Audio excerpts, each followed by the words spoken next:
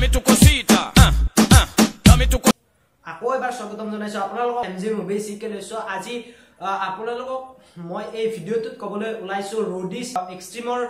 audition দিবলৈ গৈ select হোৱা বিবেক বৰাৰ বিষয়ে অৰ্থাৎ বিবেক দাই সিলেক্ট হৈ গল ৰডিছ এক্সট্ৰিমৰ জাৰ্নিৰ বাবে গতিকে কোনো ধৰণৰ পলম নকৰাকৈ এই ভিডিওটো ব্লগ ষ্টাৰ্ট কৰো আৰু লগতে আজি আপোনালোকক মই কম ৰডিছত অডিশন দিবলৈ আপোনালোকে কেনে ধৰণৰ ষ্টেপ অতিক্ৰম কৰিব লাগে আৰু শেষত কম কেইটামান ৰডিছৰ ওপৰত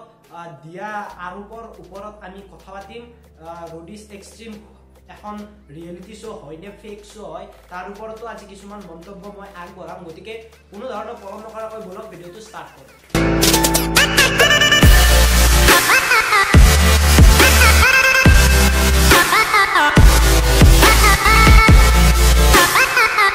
সো গাইজ যদি আপোনালোকে যাব বিচাৰে ৰডিছত যদি আপোনালোকে যাব সো গাইজ যদি আপোনালোকেও যাব বিচাৰে ৰডিছত অডিশন দিবলৈ আৰু তাত সিলেক্ট হ'বলৈ বিচাৰে তেন্তে মই আপোনালোকক ক'বলৈ ওলাইছো কি ষ্টেপৰ পাৰ হোৱাৰ ফলত আপোনালোকে সেই ৰডিছত আপোনালোকে অংশগ্ৰহণ কৰিব পাৰিব গতিকে ভিডিওটো স্কিপ নকৰাকৈ চাই থাকক আৰু মই আপোনালোকক কম কেনেদৰে আপোনালোকে এই ষ্টেপ কেইটা পাৰ হ'ব সো সৰ্বপ্ৰথম যেটো আপোনালোকৰ ষ্টেপ থাকিব আপোনালোকে ফেসবুকত যাব লাগিব ফেসবুকত গৈ আপোনালোকে ফেসবুকত সাৰ্চ কৰিব লাগিব ৰডিছ অফিচিয়েল পেজ তাত আপোনালোকক একদম যেটো প্ৰথম পেজ আহিব পেজটো আপোনালোকে গৈ তাত ফলো কৰিব লাগিব তাত আপোনালোকক ৰডিছৰ যেটো কমিটি থাকে সেই কমিটি আপোনালোকক লেটেষ্ট আপডেট দি থাকিব যিখন সিটিত আপোনালোকৰ অডিশন হয় সেইখন সিটিত আপোনালোকে এই ফেসবুক পেজৰ দ্বাৰা আপোনালোকে গম পাব গতিকে সেই সিটিত গৈ আপোনালোকে যদি যিখন নিয়াৰেষ্ট সিটি হয় তাত গৈ আপোনালোকে নিজৰ অডিশন দিব পাৰিব গতিকে সেই ফেসবুক পেজটো ফলো কৰাটো অতিকে দৰকাৰী হয় যিহেতু সেইটো প্ৰথম ষ্টেপ গতিকে নেক্সট ষ্টেপটো আহে আপোনালোকৰ সিটি অডিশনত আপোনালোকে 2-3 হাজাৰ মানুহ একেলগে আপোনালোকে ফৰ্ম ফিল আপ কৰিব লাগিব আৰু সেই সিটি অডিশনৰ যেটো একেবাৰে আপোনালোকে 2-3 হাজাৰ মানুহ একেলগে কৰিব লাগে সেইটো ষ্টেপত আপোনালোকে বেলেগ একো কৰিব নালাগে কেৱল লাইনত থিয় হ'ব লাগে আৰু আপোনালোকে ফৰ্মবোৰ লৈ ফিল আপ কৰি জমা কৰিব লাগে সো এইখিনি হোৱাৰ পাছত আহে মেইন ষ্টেপ কেইটা সো মেইন ষ্টেপ হৈছে 3টা একেবাৰে ফাৰ্স্টটো হৈছে ফাৰ্স্ট জিডি ৰাউন্ড অৰ্থাৎ ফাৰ্স্ট জিডি ৰাউন্ড হৈছে গ্ৰুপ ডিসকাশন য'ত আপোনালোকক কেইজনমান জুনিয়ৰ বিচাৰক মণ্ডলী বহি থাকিব এখন টেবুলত আপোনালোকক সন্মুখত তেওঁলোকে বহাই ল'ব 10 জনকৈ আপোনালোকক এটা গোট বাছি আনিব সেই 10 জনকৈ গোটৰ মাজত আপোনালোকক গ্ৰুপ ডিসকাশন কৰা হ'ব আপোনালোকক নিজৰ বিষয়ে সোধা হ'ব আৰু কিছুমান আপোনালোকক এনে ধৰণৰ কোৱেশ্চন কৰিব যাৰ দ্বাৰা আপোনালোকৰ ইন্টেলিজেন্ট আৰু আপোনালোকৰ ষ্ট্ৰেন্থ তেওঁলোকে গম পায় সো যদি সেই ষ্টেপটো পাৰ হয় তাৰ পিছত আপোনালোকক কিছুমান তেওঁলোকে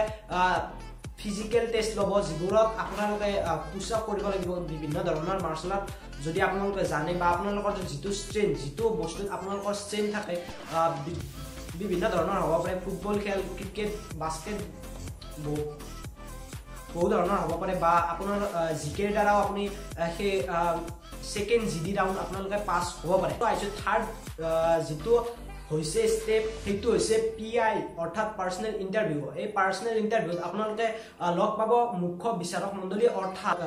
বৰ্তমান আপোনালোকে টিভি চেনেলত দেখা পাই থাকে সেই অডিশনত আপোনালোকে যাব পাৰিব পাৰ্সোনাল ইন্টাৰভিউ তাত তেওঁলোকে আপোনালোকে টিভি দেখা পোৱাৰ দৰে বিভিন্ন ধৰণৰ কাম কৰিবলৈ দিব যদি আপোনালোকে সেই সিটি ইন্টাৰভিউত পাস হৈ যায় তেন্তে আপোনালোকে যাব পাৰিব 2 মাহ পিছত বা এমাহ পিছত তেওঁলোকে আপোনালোকক মাতিব আৰু সেই সময়খিনি আপোনালোকে নিজকে প্ৰিপেয়াৰ কৰিব লাগিব ফাইনেল আপোনালোকৰ টেষ্টৰ বাবে গতিকে সেই ফাইনেল টেষ্ট হ'ব 2 বা এমাহ পিছত গতিকে সেই সময়খিনি আপোনালোকে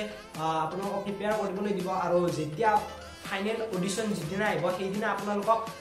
যেহেতু ৰডিছৰ জাৰ্নিত 20 জনকৈ যাব পাৰে সেই ফাইনেল অডিশনৰ দিনা আপোনালোকক 20 জন এনেকুৱা সিলেক্ট কৰিব 20 জন আপোনালোকক সিলেক্ট কৰিব আৰু তাত যদি আপোনালোকে পাস হয় তেন্তে আপুনি ৰডিছৰ জাৰ্নিত যাব পাৰিব কিন্তু আপোনালোকে যদি ইন্টাৰভিউত আপোনালোকে পাস কৰিব নোৱাৰে অৰ্থাৎ ফাইনেল অডিশনত আপোনালোকে ফেল হৈ যায় তেন্তে আপোনালোকে হাৰ মানিব নালাগে আপোনালোকৰ বাবে এটা আৰু ষ্টেপ থাকে যেটো হৈছে ওয়াইল্ড কাৰ্ড এন্ট্ৰি অৰ্থাৎ ওয়াইল্ড কাৰ্ড এন্ট্ৰি যদি আপোনালোকে নাজানে ওয়াইল্ড কাৰ্ড এন্ট্ৰি হৈছে হঠাৎ গেমখনৰ মাজত ওয়াইল্ড কাৰ্ড এন্ট্ৰি হৈছে অৰ্থাৎ তেওঁলোকে খেলখনৰ মাজতে তেওঁলোকে সোমাই তেওঁলোকে খেলখন জড়িত হ'ব পাৰে আৰু খেলখন সেই সময় সেই পৰ্যায়ৰ পৰা তেওঁলোকে খেলি গৈ থাকিব পাৰে গতিকে ৰডিছ খেলখনত এই ওয়াইল্ড কাৰ্ড এন্ট্ৰি এটা বিশেষ ভূমিকা গ্ৰহণ কৰা দেখা যায় গতিকে এই ওয়াইল্ড কাৰ্ড এন্ট্ৰিৰ বাবে আপুনি সিলেক্ট কেনেকৈ হ'ব তাৰ বাবে আপোনালোকে বেলেগ একো কৰিব নালাগে আপোনালোকে যদি সেই ফেসবুক পেজটো সেই সময়টো আপোনালোকে ফলো কৰি থাকে তেন্তে আপোনালোকে তাত নিউজ পাই থাকিব ওয়াইল্ড কাৰ্ড এন্ট্ৰি বাবে কেতিয়া কি কৰিব লাগে সেইটো গোটে অনলাইন সিস্টেম হয় তাত আপোনালোকে অনলাইন ফৰ্ম ফিলআপ কৰিব লাগে আৰু অনলাইন ফৰ্মৰ দ্বাৰা বা অনলাইন নটিফিকেশনৰ দ্বাৰা আপোনাক এই অডিশনৰ বাবে মতা হয় তাত আপোনালোকক তেওঁলোকে কিছুমান টাস্ক দিব সেই টাস্ক আপোনালোকে যদি কমপ্লিট কৰিব পাৰে তেন্তে ফাইনেল একেবাৰে ফাইনেল হ'ব যত আপোনালোকে যদি সেই ফাইনেল ৰাউণ্ডটো পাৰ কৰে তেন্তে আপোনালোকে ওয়াইল্ড কাৰ্ড এন্ট্ৰি হৈ যাব আৰু আপুনি ৰডিছৰ জাৰ্নি উপভোগ কৰিব পাৰিব সেই সময়ৰ পৰা গতিকে যদি আপোনালোকে যাব বিচাৰে ৰডিছৰ অংশগ্ৰহণ কৰিবলৈ গতিকে আপোনালোকে এই কেইটা স্টেপ পাৰ হ'ব এই স্টেপ কেইটা আৰু যদি আপোনালোকে বিচাৰে এই স্টেপ কেইটা কেনেদৰে অতি সহজে পাৰ হ'ব পাৰি তাৰ বাবে মই এটা ভিডিও লৈ আহিব পাৰিম যদি আপোনালোকে এই ভিডিওটো 50 লাইকৰ ওপৰ নিয়াব পাৰে তেন্তে মই নিশ্চয় এই স্টেপ কেইটা কেনেদৰে আপোনালোকে অতি সহজে পাৰ কৰিব পাৰিব তাৰ এটা মই ভিডিও আপোনালোকলৈ লৈ আহিম গতিকে প্লিজ আপোনালোকে তলত কমেন্ট কৰক যদি তেনে ধৰণৰ ভিডিও এটা লাগে আৰু যদি আপোনালোকে আমাৰ ভিডিওটো লাইক 50 লাইক কৰিব পাৰে তেন্তে নিশ্চয় সেই ভিডিওটো মই আপোনালোকৰ বাবে লৈ আহিম সো এবাৰ কথা পাতিব ওলাইছো আমি ৰডিছ ফেক হয় নে নহয় তাৰ ওপৰত সো মই সৰ্বপ্ৰথম আপোনালোকক এটা ঘটনা কৈ দিব ওলাইছো যে ঘটনাটো হ'ল মিস্টাৰ পাঞ্জাব খিতাপ জয় কৰি এখেতে তেওঁৰ মিস্টাৰ পাঞ্জাব খিতাপ জয় হোৱাৰ পিছত তেওঁ ৰডিছত আহিছিল এটা সিম্পল লুক লৈ কিন্তু জজেছে তেওঁ সিলেক্ট নকৰিলে কাৰণ তেওঁ দেখাত অলপ এট্ৰাক্টিভ নাছিল আৰু তেওঁ মানে দৰ্শক আকৰ্ষণ কৰিব পৰা নাছিল গতিকে তেখেতক সিলেক্ট নকৰিলে আৰু তেওঁলোকে যেতিয়া নেক্সট বাৰ তেওঁ অডিশন দিবলৈ আকৌ এবাৰ গ'ল তেতিয়া তেওঁ এটা অলপ বেলেগ টাইপৰ লুক লৈ গ'ল যেটো দৰ্শকে পছন্দ কৰে সো তেতিয়া তেওঁলোকে সিলেক্ট কৰিছিল কিন্তু হেইটোৰ দ্বাৰা আমি জানিব পাৰো যে ৰডিছটো কিমান দূৰ ৰিয়েলিটি শ্ব হয় তাত আপোনালোকৰ যদিহে যোগ্যতাও থাকে সেই শ্ব'টোত আপোনালোকে জয় হ'বলৈ তেতিয়াও আপোনালোকে সেই শ্ব'ত সিলেক্ট নহবও পাৰে গতিকে আপোনালোকে স্ক্ৰিপ্টেড বুলি ক'বও পাৰে নক'বও পাৰে সেইটো আপোনালোকৰ ওপৰত কথা সো তেনে ধৰণৰ আৰু এটা ভিডিও ক্লিপত ধৰা পৰিছিল প্ৰিন্স নুৰুলা যি তেওঁ ফোন কল এটা তেওঁৰ বক্তব্যক লৈ ধৰা পৰিছিল তে ৰডিছ যেটো শ্ব আছে সেই শ্ব'টো কিমান দূৰ সত্য গতিকে তাৰ ওপৰত বিশেষ এতিয়া ক'ব নাযাওঁ আৰু এতিয়া একেবাৰে শেষত মই আপোনালোকক ক'বলৈ ওলাইছো যে বিবেক বৰা যে তেওঁ সিলেক্ট হ'ল তাৰ ওপৰত তেওঁলোকে কেনে ধৰণৰ পলিটিক্স কৰি তেওঁ চেনেলটোত আনিলে মোৰ অপিনিয়ন কি এইখিনি মই আপোনালোকৰ আগত ক'ব বিচাৰিছো সো আপোনালোকে জানে আমাৰ অসমত বৰ্তমান জনসংখ্যা অতিকে বেছি আৰু ইয়াত উন্নত মানুহৰ সংখ্যা বহুত বেছি হয় গতিকে আপোনালোকে বুজিব পাৰে যে বিবেক বৰা কিয় তেওঁলোকে ৰডিছত তেওঁলোকে সিলেক্ট কৰিছে ফাৰ্স্ট কথা তেওঁলোকৰ চেনেলৰ টিআৰপি বাঢ়িব কাৰণ বিবেক বৰা এটা অসমত অতিকে পপুলাৰ ষ্টাৰ হয় ষ্টাৰ বুলিয়ে ক'ব লাগিব কাৰণ তেওঁ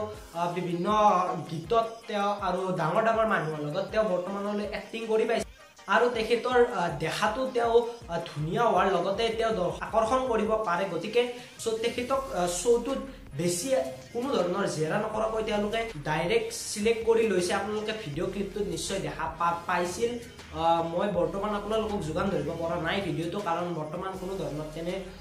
ভিডিও মই বিচাৰি পোৱা নাই গতিকে যদি যোৱাকালিৰ আপোনালোকে ৰডিছৰ আপোনালোকে খণ্ডটো চাইছিল তেন্তে আপোনালোকে গম পাব যে কোনো ধৰণৰ ট্ৰাবল নোহোৱাকৈ তেওঁ সিলেক্ট হৈছিল আৰু আপোনালোকে বুজি পাব যে এইটো কিমান দূৰ সত্য যদি তেওঁ অসমৰ এজন এক্টৰ নহলহেঁতেন অৰ্থাৎ তেওঁ যদি অভিনেতা নহল হয় তেন্তে মই নাভাবো যে তেওঁ ইমান সহজে সেই ৰডিছত সিলেক্ট হ'ল হয় কিন্তু এজন অসম সন্তানে যেতিয়া এই সিলেকশন হ'ল তেতিয়া আমাৰ নিচেই আনন্দ লাগিছে আৰু আমি আশা কৰোঁ আপোনালোকেও যদি যাব ইচ্ছা কৰে তেন্তে আপোনালোকেও সিলেক্ট হওক গতিকে যদি আপোনালোকে ভিডিওটো ভাল লাগে তেন্তে প্লিজ লাইক কৰিব আৰু যদি আপোনালোকে ভাবে যে এইটো কিমান দূৰ সত্য কিমান দূৰ স্ক্ৰিপ্টেড কিমান দূৰ মিছা আপোনালোকলৈ লৈ আহিব লাগে তেন্তে প্লিজ তলত আপোনালোকে কমেন্ট কৰক আৰু মই অতি সোনকালে আপোনালোকলৈ এই ভিডিওটো লৈ আহিম